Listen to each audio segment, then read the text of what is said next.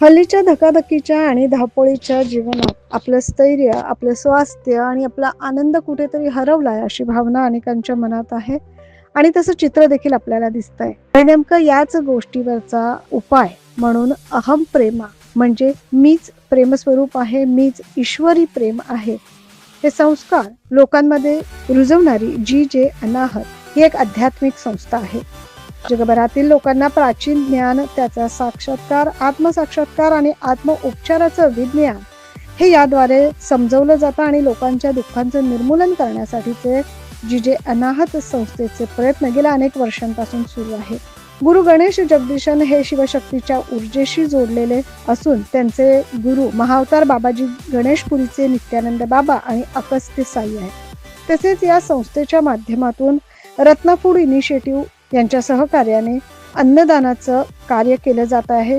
ही एक राष्ट्रव्यापी मोहीम आहे ज्यामध्ये देशभरात हजारो लोकांपर्यंत ही मोहीमचा लाभ पोहोचलेला आहे आणि देशव्यापी सामाजिक आणि पर्यावरणपूरक समाजकार्य देखील केलं जात आहे.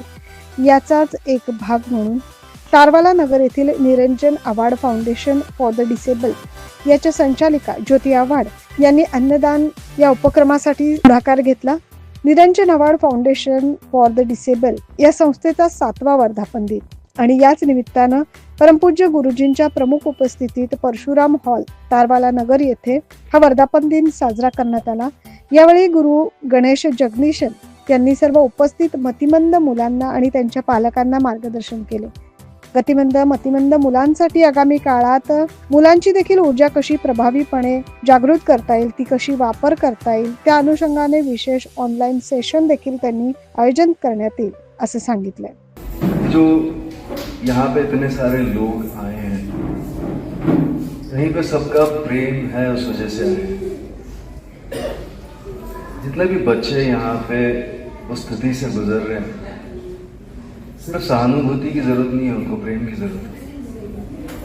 ये किस तरीके से ये प्रेम हम उन तक पहुंचाते हैं, महसूस कराते हैं, महसूस कराना बहुत ज़रूरी है. तो ये रिस्पॉन्सिबिलिटी है. यावेळी व्यासपीठावर पंचवटी पोलीस स्टेशनचे वरिष्ठ पोलीस निरीक्षक मधुकर कड, नाशिक परिवहन विभागाचे अधिकारी आणि उद्योजक, निरंजन आव्हाड फाउंडेशनच्या संचालिका ज्योती आव्हाड आदी उपस्थित होते.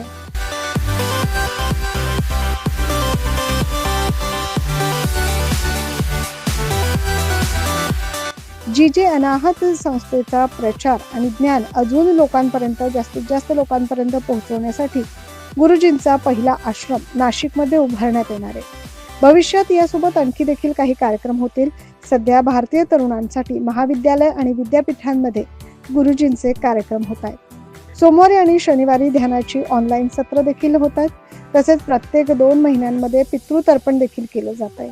आपल्याला देखील या उपक्रमासोबत जोडलं जायचं असेल तर स्क्रीनवर दिलेल्या संपर्क क्रमांकावर आपण संपर्क साधू शकता असं आवाहन गणेशन आणि बरखा जैन यांनी केलंय. तो इस महाशिवरात्रि के दिन हम नासिक में एक बहुत खूबसूरत ध्यान साधना करेंगे. ये ध्यान साधना त्र्यंबक में भी होगी. हम पूरे रात लोगों को पंचाक्षरी का ध्यान कराएंगे.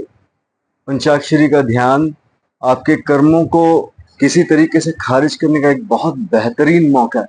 तो जितने भी हमारे पुराने कर्म संस्कार हमारे भीतर हैं, इन 5 भूतों में बंधे हुए हैं, तो उनको खोलने के लिए इससे बेहतर मौका कोई और है नहीं. आप हमसे जुड़ सकते हैं. अगर आप हमसे जुड़ना चाहते हैं तो हमारा नंबर है 8779680233. नासिक में इतनी भक्ति फैली हुई है कि गुरुजी की शक्ति यहाँ पे खींच लाती है उन्हें.